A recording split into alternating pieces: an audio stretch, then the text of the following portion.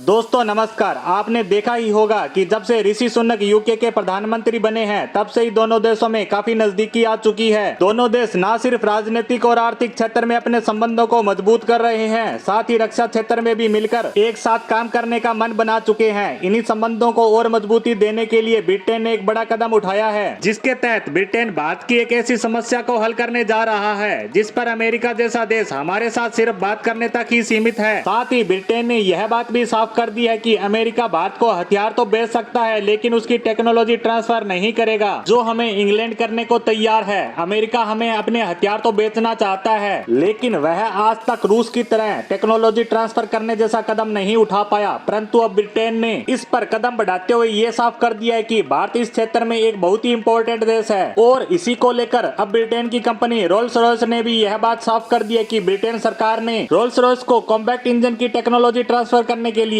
Export licence issue कर दिया है। आपको जानकर खुशी होगी कि यह वही लाइसेंस है जिसके तहत रोल्स रॉयस भारत के साथ मिलकर हमारे पहले 5वीं पीढ़ी के लड़ाकू विमान एमका के लिए एक नेक्स्ट जनरेशन कॉम्बैट इंजन का निर्माण कर सकेगी, जिसकी इंटेलेक्चुअल प्रॉपर्टी राइट्स और ट्रांसफर ऑफ टेक्नोलॉजी दोनों ही अधिकार भारत के पास होंगे, जिसके दम पर हम फाइटर जेट के निर्माण के क्षेत्र में आत्मनिर्भर हो सकते हैं। क्योंकि कावेरी इंजन के निर्माण के समय ही समझ आ गया था कि हमें नेक्स्ट जनरेशन के लड़ाकू विमानों के इंजन का निर्माण करना है तो इसके लिए बहुत ही ज्यादा इन्वेस्ट तो करना ही पड़ेगा, साथ ही इसके निर्माण में हमें काफी ज्यादा समय भी लग सकता है। इसीलिए भारत को एक ऐसे साझेदार की तलाश थी जिसके साथ मिलकर हम एक बेहतरीन इंजन का निर्माण जल्द से जल्द कर सकें। और इसी के तहत अब ब्रिटेन सरकार ने रोल्स रॉयस को भारत के साथ मिलकर लड़ाकू विमान के इंजन को डेवलप करने और टेक्नोलॉजी के साथ आईपीआर ट्रांसफर करने का इंपोर्ट लाइसेंस दे दिया है। ब्रिटेन के इस कदम से वह फ्रांस की सेफ्रॉन और अमेरिकी कंपनी जनरल इलेक्ट्रिक से काफी आगे निकल चुका है, क्योंकि यह दोनों कंपनियां ही रोल्स रॉयस के साथ ही इस दौड़ में शामिल थी, क्योंकि उसको पता था कि भारत जल्द से जल्द एमका विमान के इंजन डेवलप करने पर तेजी से काम करने के लिए जल्द ही अपनी विदेशी इंजन निर्माणकर्ता कंपनी का चुनाव करने वाला है। अब जहां ब्रिटेन का ऑफर बाकी दोनों कंपनियों से कहीं ज्यादा अच्छा है, जो भारत की उम्मीद और जरूरत के बहुत करीब है, तो इस बात की ज्यादा उम्मीद है कि भारत इन दोनों कंपनियों के ऑफर को ठुकराकर रोल्स रॉयस के साथ आगे बढ़े। हालांकि जनरल इलेक्ट्रिक का भी बयान आया है कि अमेरिकी सरकार उन्हें एक्सपोर्ट लाइसेंस देने के लिए तेजी के साथ काम कर रही है और जल्द ही उनकी तरफ से क्लियरेंस मिल जाएगी। परंतु इसके बाद भी यह बात साफ है कि जनरल इलेक्ट्रिक भारत के साथ निर्माण किए जाने वाले इंजन की आईपीआर हमें नहीं देगा, जो कि भारत और अमेरिका के बीच एक बड़ी परेशानी के रूप में देखी जा रही है। वैसे वह समय भी आ चुका है कि भारत अपने पार्टनर के चुनाव को फाइनल रूप दे, ताकि हम उसके साथ मिलकर जल्द से जल्द हमारे एमका विमान के लिए इंजन का निर्माण शुरू कर सकें। अब देखने वाली बात है भारत सरकार इन तीनों दिग्गज कंपनियों में से किसका चुनाव करती है। ब्रिटेन की कंपनी रोल्स रॉयस के इस प्रस्ताव को लेकर हमारी आज की पोस्ट को यहीं विराम देते हैं। धन्यवाद।